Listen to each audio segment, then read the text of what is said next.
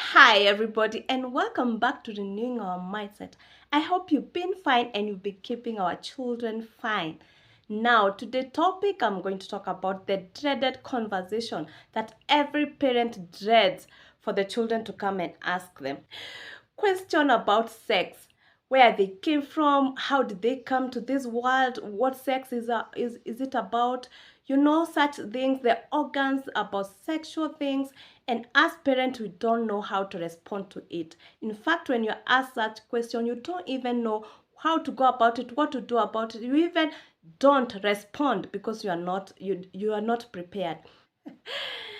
And today we are going to get the renewing our mindset from my favorite verse in the Bible, where I got the title for my YouTube channel, the Romans 12:2, where the Apostle Paul wrote a letter to the Romans Christian, in Romans 12:2, and he told them, "Be ye transformed by the renewing of your mindset."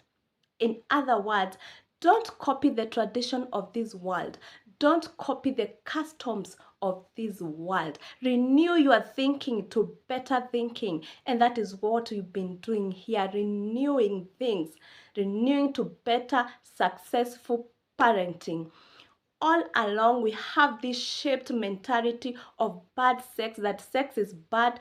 You cannot talk sex in public. You cannot teach our children about sex. And we are going to renew our mindset on that, because sex is good. It's God who created this thing. We did not create them. We were just born and it was there, and that is why we are here. So we have to renew our mindset about it, and that is why Apostle Paul said, "Hey guys, renew our mindset. Don't stay in your culture. Don't stay in your custom where it just corrupts the whole thing." That yes, you can renew our mindset into good things. So welcome so much. Karibu sana. Renew, subscribe, and share, and pass the information to others. And mindset number one is that God created sex. Is it sex or sex organ?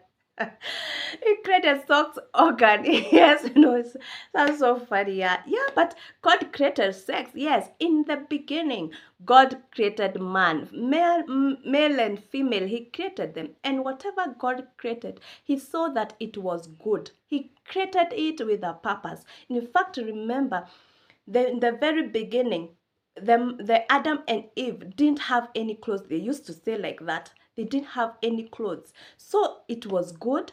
They didn't even know that there was something wrong until the enemy who came and then destroyed and corrupted the whole idea. And when they ate that fruit, that is when they realized that they were naked.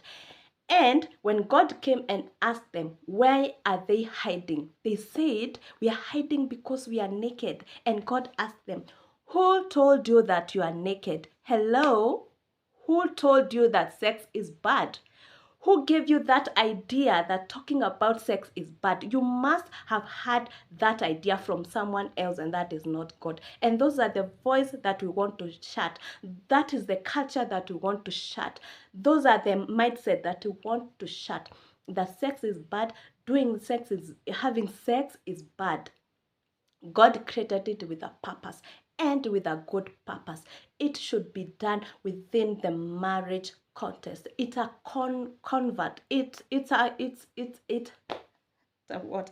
It's a covenant to be enjoyed within the marriage. Adam and Eve to be enjoyed within the marriage, not outside the marriage. It was done. God created it to be done within the marriage. Mind shift number two, that sex is good. Yes, it is. There's nothing satisfying in this world that having sex within the marriage. Yes, it is within the marriage. It should be done within the marriage. It connects two people, emotional, even the body. You stay connected. You feel like you are the other person. You feel like you're connected. The other person take away something that belong to you. You feel like you are one. Even the apostle said that your body, when you get married, your body belong to your husband, and your husband body belong to the wife.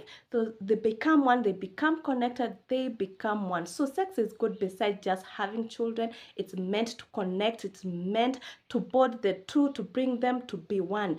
And that is why in this world, when people have sex outside the marriage, there's always that thing where they say there's so tie. When you leave the other person, there's something you carry that belong to the other person. You carry the other person. You know the so tie things. If you have sex with 3 people, you are you plus the other. You carry 4 people. You know that kind of things. And that is why God refused people to have sex before marriage, because it's so emotional, entangles people. You carry other people's mind, other people's emotion. You keep thinking about them, their memories. That is why God prohibit sex before marriage. It carries so many things. And even when you have sex within the marriage, you go outside the marriage and you're married, that thing still affect you. You still have it. So if you're out there and you're engaging in extramarital sex, stop it. God doesn't want it. It affect you. It affect generation to come. Yes, please stop it. Mindset number 3, let's educate our children about sex. This is very important, especially in this generation that we are living in. You should be the first person who your children hear about sex organ, about what happened when they have sex before marriage, which should not happen, about their body part, about what the private part, where they should be touched and where they should not touch. If someone touched them where maybe the boobs or the private part, they should have a voice to say no, that is their private part and nobody should touch them. They should know where and where not to be touched, especially the people who are outside that, the inner family circle, that is the mom and the dad. Even nowadays we have dad abusing their children. So the children should know, should be very careful, should have the right information, so when something happens, they can know, no, this is wrong, this is right, this is my body, I should not be touched here. If in case of something happen, they should talk to you or they should tell someone. So let's be 2 steps ahead of our children, and that is by knowing the information, the right information, having courage, having knowledgeable information about sex, to go out there and talk to our children. And unfortunately, in case of something happen and they come to talk to you, maybe they tell you, a teacher has touched me here, an uncle has touched me here, and I didn't want and I didn't feel. Then you have the courage to talk to them and to know what to do after.